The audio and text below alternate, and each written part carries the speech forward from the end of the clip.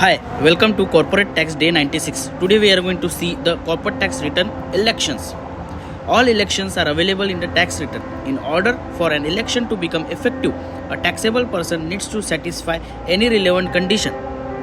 Once the relevant election is made in the tax return, it will apply and there will be no further actions or confirmations from the FTA. If the election applies to more than one tax period, it will automatically reflect in the taxable person's subsequent tax return.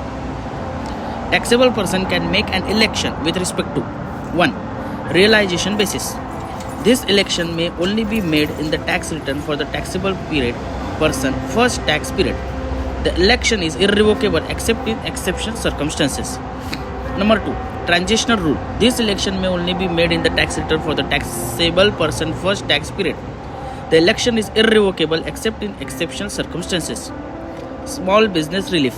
This is an annual election which can be made by a resident person with revenue of 3 million dirham or less in a relevant tax period and all previous tax periods.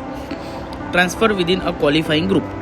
This election will apply to all transfer of assets and liability held on capital account by the transferor within the qualifying group for the tax period in relation to which the election is made as well as in all future tax periods.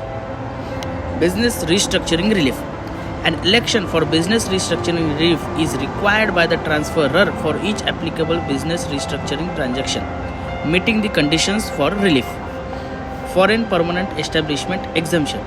This is an annual election which is available to resident person to exclude the income and expense of all foreign permanent establishment, for example, overseas branches, from the calculation of its taxable income. Thank you very much. Have a nice day.